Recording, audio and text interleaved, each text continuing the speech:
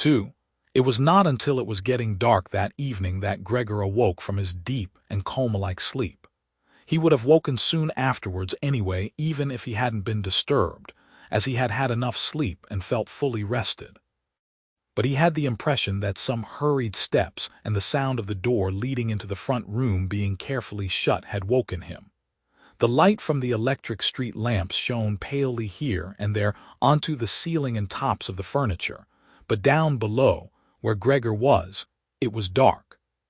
He pushed himself over to the door, feeling his way clumsily with his antennae, of which he was now beginning to learn the value, in order to see what had been happening there. The whole of his left side seemed like one painfully stretched scar, and he limped badly on his 2 rows of legs. One of the legs had been badly injured in the events of that morning. It was nearly a miracle that only one of them had been, and dragged along lifelessly.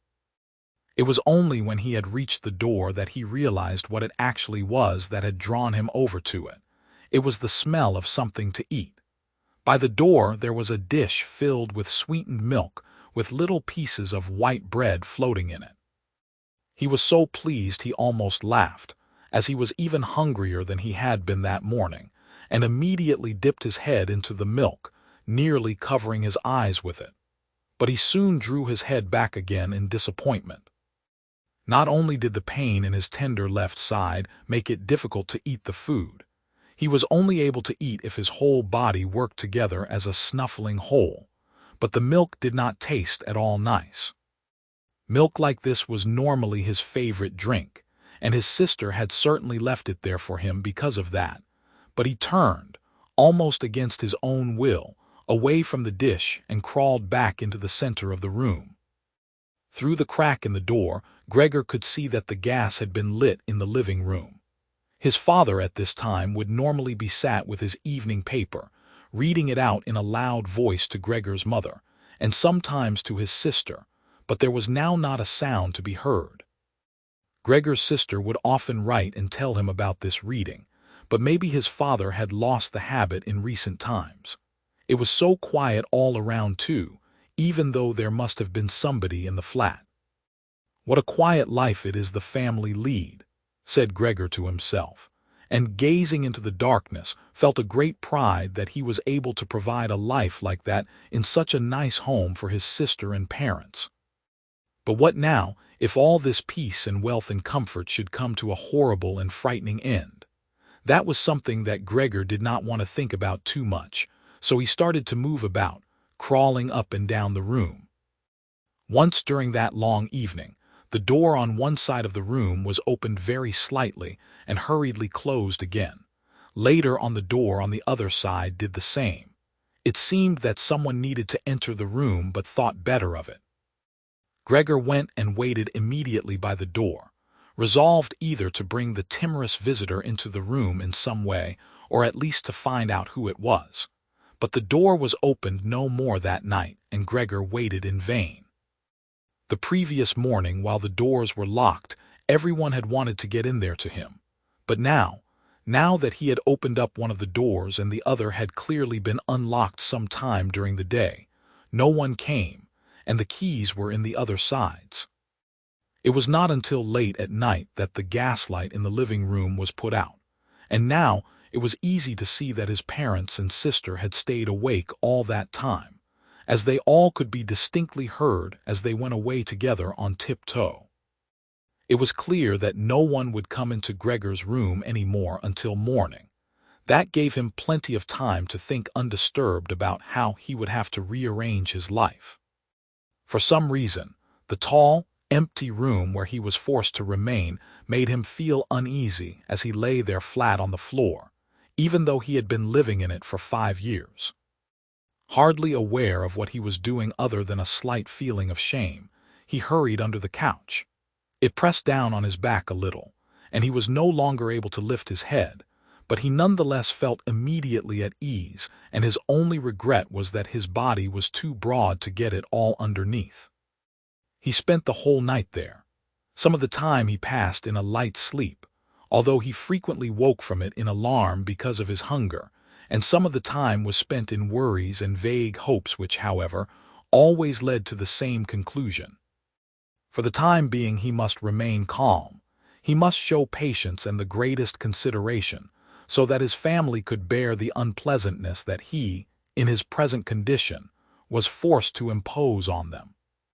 Gregor soon had the opportunity to test the strength of his decisions, as early the next morning, almost before the night had ended, his sister, nearly fully dressed, opened the door from the front room and looked anxiously in. She did not see him straight away, but when she did notice him under the couch, he had to be somewhere, for God's sake. He couldn't have flown away. She was so shocked that she lost control of herself and slammed the door shut again from outside. But she seemed to regret her behavior, as she opened the door again straight away and came in on tiptoe, as if entering the room of someone seriously ill, or even of a stranger. Gregor had pushed his head forward, right to the edge of the couch, and watched her. When she noticed that he had left the milk as it was, realized that it was not from any lack of hunger and bring him in some other food that was more suitable.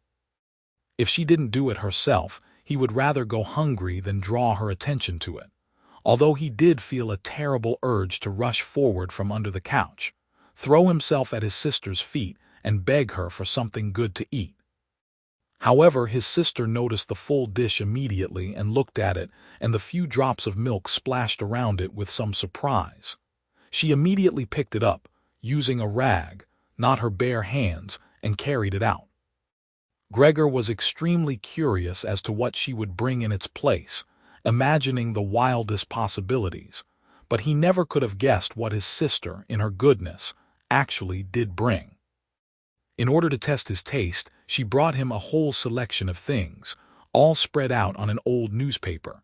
There were old, half-rotten vegetables, bones from the evening meal, covered in white sauce that had gone hard, a few raisins and almonds, some cheese that Gregor had declared inedible 2 days before, a dry roll and some bread spread with butter and salt, as well as all that she had poured some water into the dish, which had probably been permanently set aside for Gregor's use, and placed it beside them. Then, out of consideration for Gregor's feelings, as she knew that he would not eat in front of her, she hurried out again and even turned the key in the lock so that Gregor would know he could make things as comfortable for himself as he liked. Gregor's little legs whirred. At last he could eat. What's more, his injuries must already have completely healed, as he found no difficulty in moving. This amazed him, as more than a month earlier he had cut his finger slightly with a knife. He thought of how his finger had still hurt the day before yesterday. "Am I less sensitive than I used to be then?" he thought, and was already sucking greedily at the cheese which had immediately, almost compellingly, attracted him much more than the other foods on the newspaper. Quickly, one after another, his eyes watering with pleasure, he consumed the cheese, the vegetables, and the sauce. The fresh foods, on the other hand, he didn't like at all, and even dragged the things he did want to eat a little way away from them because he couldn't stand the smell. Long after he had finished eating and lay lethargic in the same place, his sister slowly turned the key in the lock as a sign to him that he should withdraw. He was immediately startled, although he had been half asleep, and he hurried back under the couch. But he needed great self-control to stay there even for the short time that his sister was in the room, as eating so much food had rounded out his body a little, and he could hardly breathe in that narrow space. Half suffocating, he watched with bulging eyes as his sister unself-consciously took a broom and swept up the leftovers, mixing them in with the food he had not even touched at all, as if it could not be used anymore. She quickly dropped it all into a bin, closed it with its wooden lid, and carried everything out. She had hardly turned her back before Gregor came out again from under the couch and stretched himself. This was how Gregor received his food each day now, once in the morning while his parents and the maid were still asleep, and the second time after everyone had eaten their meal at midday, as his parents would sleep for a little while then as well, and Gregor's sister would send the maid away on some errand. Gregor's father and mother certainly did not want him to starve either, but perhaps It would have been more than they could stand to have any more experience of his feeding than being told about it. And perhaps his sister wanted to spare them what distress she could, as they were indeed suffering enough. It was impossible for Gregor to find out what they had told the doctor and the locksmith that first morning to get them out of the flat. As nobody could understand him, nobody, not even his sister, thought that he could understand them, so he had to be content to hear his sister's sighs and appeals to the saints as she moved about his room. It was only later, when she had become a little more used to everything. There was, of course, no question of her ever becoming fully used to the situation, that Gregor would sometimes catch a friendly comment, or at least a comment that could be construed as friendly. "He's enjoyed his dinner today," she might say when he had diligently cleared away all the food left for him, or if he left most of it, which slowly became more and more frequent, she would often say sadly, "Now everything's just been left there again." Although Gregor wasn't able to hear any news directly, he did listen to much of what was said in the next rooms, and whenever he heard anyone speaking he would scurry straight to the appropriate door and press his whole body against it. There was seldom any conversation, especially at first, that was not about him in some way, even if only in secret. For 2 whole days, all the talk at every mealtime was about what they should do now. But even between meals, they spoke about the same subject, as there were always at least 2 members of the family at home. Nobody wanted to be at home by themselves, and it was out of the question to leave the flat entirely empty. And on the very first day, the maid had fallen to her knees and begged Gregor's mother to let her go without delay. It was not very clear how much she knew of what had happened, but she left within a quarter of an hour, tearfully thanking Gregor's mother for her dismissal, as if she had done her an enormous service. She even swore emphatically not to tell anyone the slightest about what had happened, even though no one had asked that of her. Now Gregor's sister also had to help his mother with the cooking, although that was not so much bother as no one ate very much. Gregor often heard how one of them would unsuccessfully urge another to eat, and receive no more answer than "No thanks, I've had enough," or something similar. No one drank very much either. His sister would sometimes ask his father whether he would like a beer, hoping for the chance to go and fetch it herself. When his father then said nothing, she would add, so that he would not feel selfish, that she could send the housekeeper for it. But then his father would close the matter with a big, loud no, and no more would be said. Even before the first day had come to an end, his father had explained to Gregor's mother and sister what their finances and prospects were. Now and then he stood up from the table and took some receipt or document from the little cash box he had saved from his business when it had collapsed 5 years earlier. Gregor heard how he opened the complicated lock and then closed it again after he had taken the item he wanted. What he heard his father say was some of the first good news that Gregor heard since he had first been incarcerated in his room. He had thought that nothing at all remained from his father's business. At least he had never told him anything different, and Gregor had never asked him about it anyway. Their business misfortune had reduced the family to a state of total despair, and Gregor's only concern at that time had been to arrange things so that they could all forget about it as quickly as possible. So then he started working especially hard, with a fiery vigor that raised him from a junior salesman to a traveling representative almost overnight, bringing with it the chance to earn money in quite different ways. Gregor converted his success at work straight into cash that he could lay on the table at home for the benefit of his astonished and delighted family. They had been good times, and they had never come again, at least not with the same splendor, even though Gregor had later earned so much that he was in a position to bear the costs of the whole family, and did bear them. They had even got used to it, both Gregor and the family. They took the money with gratitude, and he was glad to provide it, although there was no longer much warm affection given in return. Gregor only remained close to his sister now. Unlike him, She was very fond of music and a gifted and expressive violinist. It was his secret plan to send her to the conservatory next year, even though it would cause great expense that would have to be made up for in some other way. During Gregor's short periods in town, conversation with his sister would often turn to the conservatory, but it was only ever mentioned as a lovely dream that could never be realized. Their parents did not like to hear this innocent talk, but Gregor thought about it quite hard and decided he would let them know what he planned with a grand announcement of it on Christmas Day. That was the sort of totally pointless thing that went through his mind in his present state, pressed upright against the door and listening. There were times when he simply became too tired to continue listening, when his head would fall wearily against the door, and he would pull it up again with a start, as even the slightest noise he caused would be heard next door, and they would all go silent. "What's that he's doing now?" his father would say after a while, clearly having gone over to the door, and only then would the interrupted conversation slowly be taken up again. When explaining things, his father repeated himself several times, partly because it was a long time since he had been occupied with these matters himself, and partly because Gregor's mother did not understand everything the first time.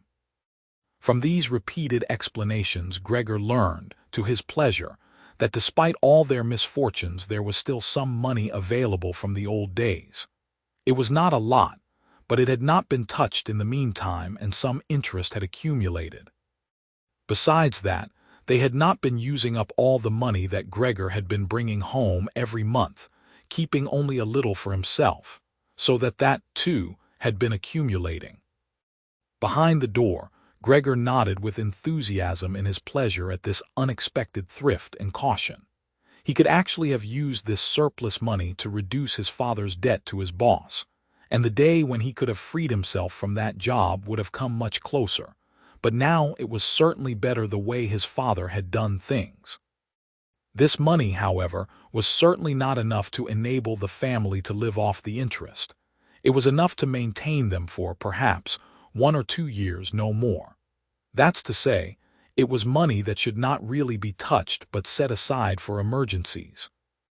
Money to live on had to be earned.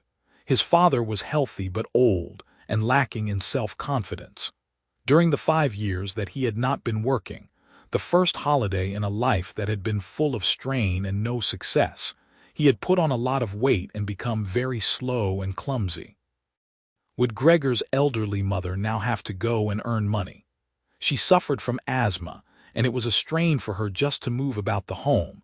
Every other day would be spent struggling for breath on the sofa by the open window. Would his sister have to go and earn money? She was still a child of 17. Her life up till then had been very enviable, consisting of wearing nice clothes, sleeping late, helping out in the business, joining in with a few modest pleasures, and most of all playing the violin. Whenever they began to talk of the need to earn money, Gregor would always first let go of the door and then throw himself onto the cool, leather sofa next to it, as he became quite hot with shame and regret. He would often lie there the whole night through, not sleeping a wink but scratching at the leather for hours on end. Or he might go to all the effort of pushing a chair to the window, climbing up onto the sill and propped up in the chair, leaning on the window to stare out of it. He had used to feel a great sense of freedom from doing this, but doing it now was obviously something more remembered than experienced, as what he actually saw in this way was becoming less distinct every day, even things that were quite near. He had used to curse the ever-present view of the hospital across the street, but now he could not see it at all, and if he had not known that he lived in Charlottenstrasse, which was a quiet street despite being in the middle of the city, he could have thought that he was looking out the window at a barren waste where the gray sky and the gray earth mingled inseparably. His observant sister only needed to notice the chair twice before she would always push it back to its exact position by the window after she had tidied up the room, and even left the inner pane of the window open from then on. If Gregor had only been able to speak to his sister and thank her for all that she had to do for him, it would have been easier for him to bear it, but as it was, it caused him pain. His sister, naturally, tried as far as possible to pretend there was nothing burdensome about it, and the longer it went on, of course, the better she was able to do so. But as time went by, Gregor was also able to see through it all so much better. It had even become very unpleasant for him.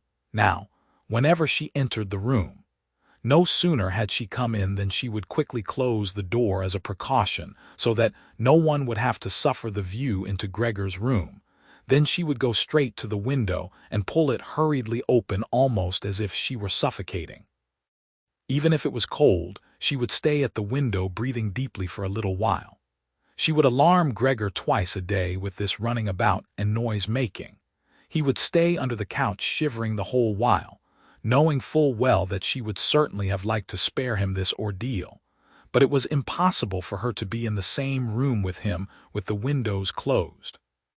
One day, about a month after Gregor's transformation, when his sister no longer had any particular reason to be shocked at his appearance, she came into the room a little earlier than usual and found him still staring out the window, motionless, and just where he would be most horrible. In itself, his sister's not coming into the room would have been no surprise for Gregor, as it would have been difficult for her to immediately open the window while he was still there. But not only did she not come in, she went straight back and closed the door behind her. A stranger would have thought he had threatened her and tried to bite her. Gregor went straight to hide himself under the couch, of course, but he had to wait until midday before his sister came back, and she seemed much more uneasy than usual. It made him realize that she still found his appearance unbearable and would continue to do so. She probably even had to overcome the urge to flee when she saw the little bit of him that protruded from under the couch. One day, in order to spare her even this sight, he spent 4 hours carrying the bedsheet over to the couch on his back and arranged it so that he was completely covered, and his sister would not be able to see him even if she bent down. If she did not think this sheet was necessary, then all she had to do was take it off again, as it was clear enough that it was no pleasure for Gregor to cut himself off so completely. She left the sheet where it was. Gregor even thought he glimpsed a look of gratitude one time when he carefully looked out from under the sheet to see how his sister liked the new arrangement. For the first 14 days, Gregor's parents could not bring themselves to come into the room to see him. He would often hear them say how they appreciated all the new work his sister was doing, even though, before, they had seen her as a girl who was somewhat useless and frequently been annoyed with her. But now the two of them, father and mother, would often both wait outside the door of Gregor's room while his sister tidied up in there. And as soon as she went out again, she would have to tell them exactly how everything looked, what Gregor had eaten, how he had behaved this time, and whether, perhaps, any slight improvement could be seen. His mother also wanted to go in and visit Gregor relatively soon, but his father and sister at first persuaded her against it. Gregor listened very closely to all this and approved fully. Later, though, she had to be held back by force, which made her call out, "Let me go and see Gregor. He is my unfortunate son. Can't you understand I have to see him?" And Gregor would think to himself that maybe it would be better if his mother came in, not every day of course, but 1 day a week perhaps. She could understand everything much better than his sister, who, for all her courage, was still just a child after all, and really might not have had an adult's appreciation of the burdensome job she had taken on. Gregor's wish to see his mother was soon realized. Out of consideration for his parents, Gregor wanted to avoid being seen at the window during the day. The few square meters of the floor did not give him much room to crawl about. It was hard to just lie quietly through the night. His food soon stopped giving him any pleasure at all, and so, to entertain himself, he got into the habit of crawling up and down the walls and ceiling. He was especially fond of hanging from the ceiling. It was quite different from lying on the floor. He could breathe more freely. His body had a light swing to it. And up there, relaxed and almost happy, It might happen that he would surprise even himself by letting go of the ceiling and landing on the floor with a crash. But now, of course, he had far better control of his body than before, and even with a fall as great as that, caused himself no damage. Very soon his sister noticed Gregor's new way of entertaining himself. He had, after all, left traces of the adhesive from his feet as he crawled about, and got it into her head to make it as easy as possible for him by removing the furniture that got in his way, especially the chest of drawers and the desk. Now, this was not something that she would be able to do by herself. She did not dare to ask for help from her father. The 16-year-old maid had carried on bravely since the cook had left, but she certainly would not have helped in this. She had even asked to be allowed to keep the kitchen locked at all times and never to have to open the door unless it was especially important. So his sister had no choice but to choose some time when Gregor's father was not there and fetch his mother to help her. As she approached the room, Gregor could hear his mother express her joy, but once at the door she went silent. First, of course, his sister came in and looked round to see that everything in the room was all right, and only then did she let her mother enter. Gregor had hurriedly pulled the sheet down lower over the couch and put more folds into it so that everything really looked as if it had just been thrown down by chance. Gregor also refrained this time from spying out from under the sheet. He gave up the chance to see his mother until later and was simply glad that she had come. "You can come in.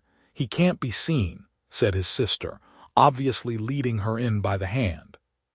The old chest of drawers was too heavy for a pair of feeble women to be heaving about, but Gregor listened as they pushed it from its place, his sister always taking on the heaviest part of the work for herself, and ignoring her mother's warnings that she would strain herself.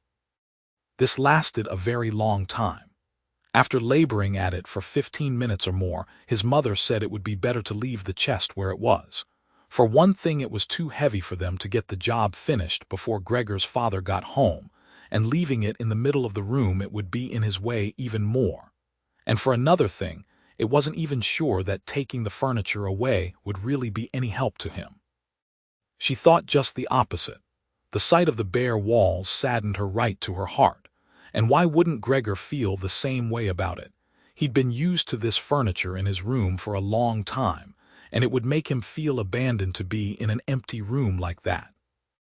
Then quietly, almost whispering as if wanting Gregor, whose whereabouts she did not know, to hear not even the tone of her voice, as she was convinced that he did not understand her words, she added, "And by taking the furniture away, won't it seem like we're showing that we've given up all hope of improvement and we're abandoning him to cope for himself?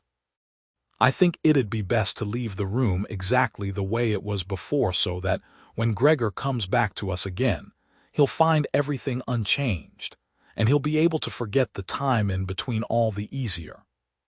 Hearing these words from his mother made Gregor realize that the lack of any direct human communication, along with the monotonous life led by the family during these 2 months, must have made him confused. He could think of no other way of explaining to himself why he had seriously wanted his room emptied out.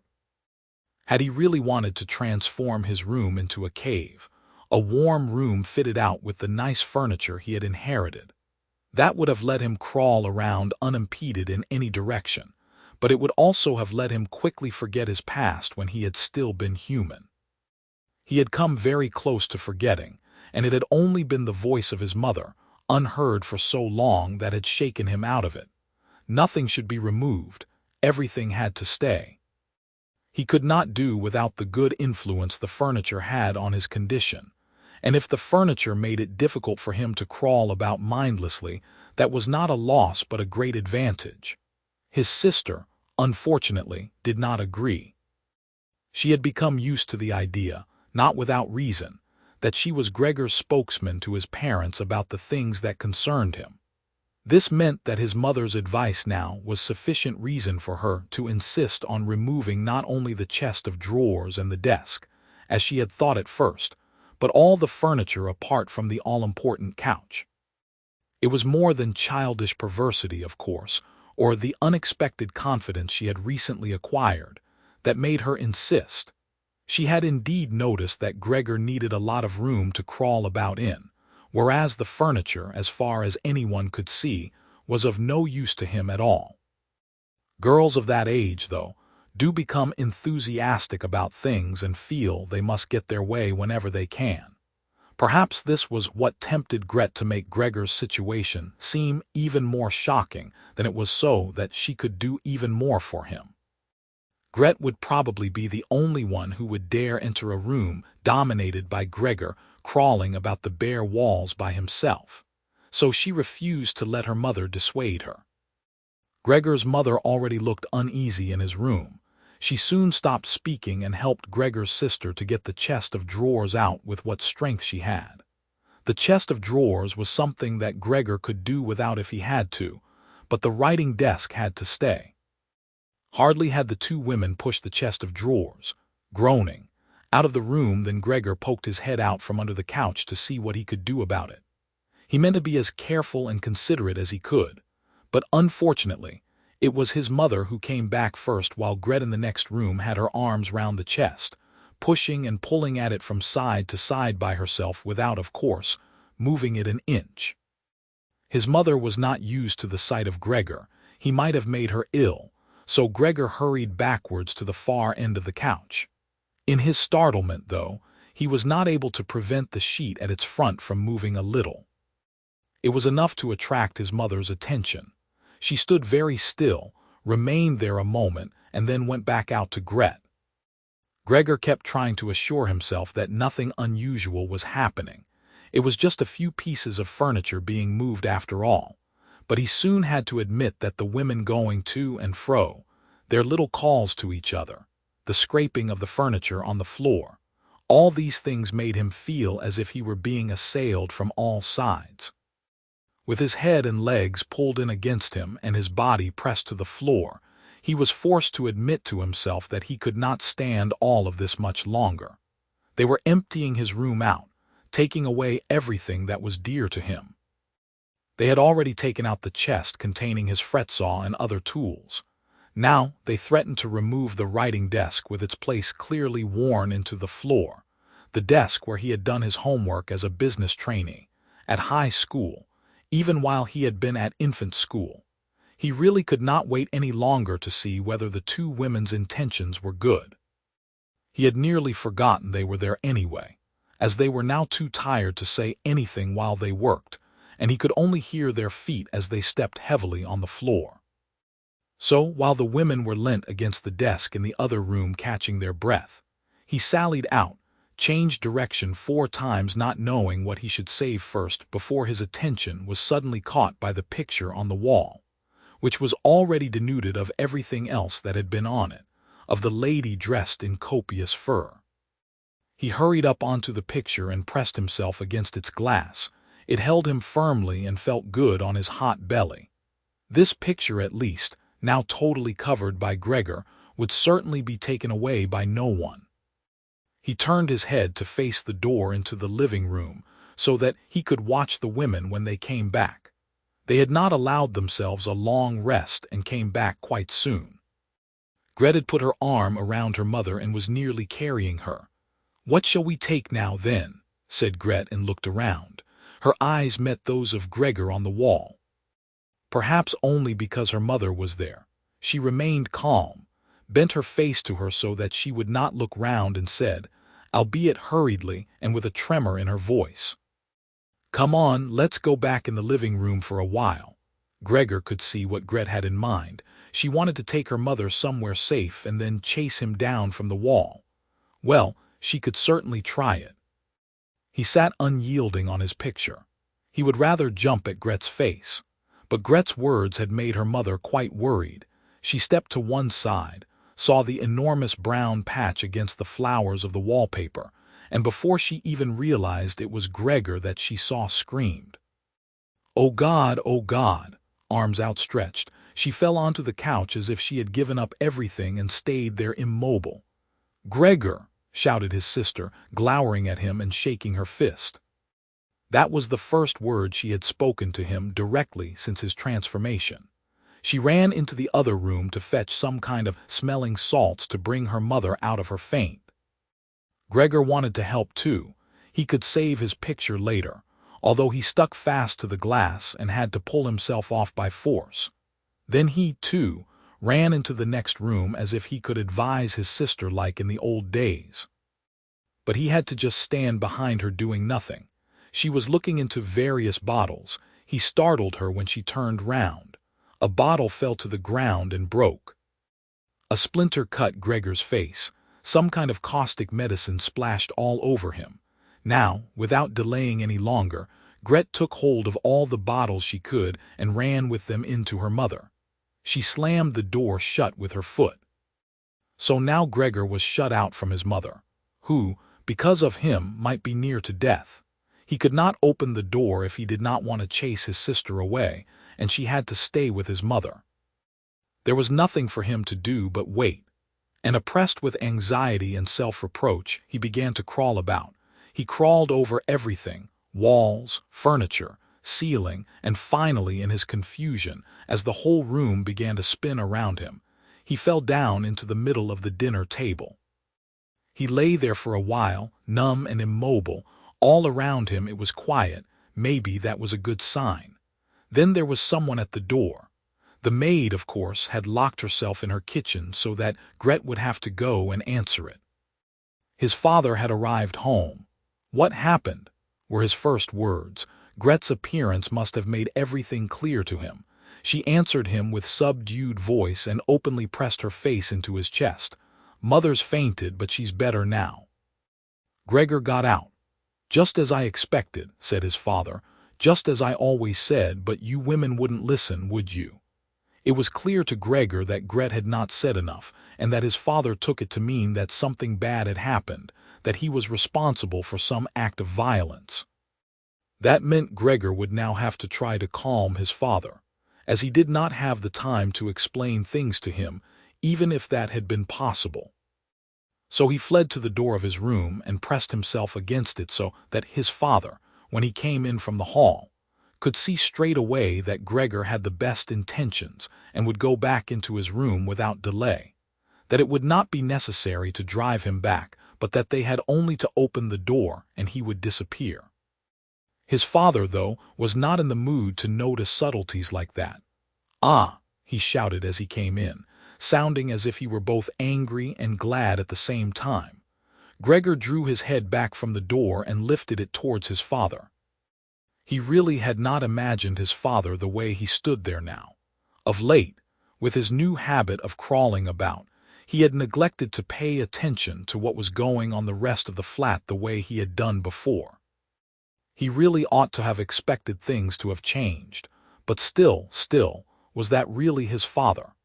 The same tired man as used to be laying there entombed in his bed when Gregor came back from his business trips, who would receive him sitting in the armchair in his nightgown when he came back in the evenings, who was hardly even able to stand up but, as a sign of his pleasure, would just raise his arms, and who, on the couple of times a year when they went for a walk together on a Sunday or public holiday, wrapped up tightly in his overcoat between Gregor and his mother, would always labor his way forward a little more slowly than them, who were already walking slowly for his sake, who would place his stick down carefully, and, if he wanted to say something, would invariably stop and gather his companions around him.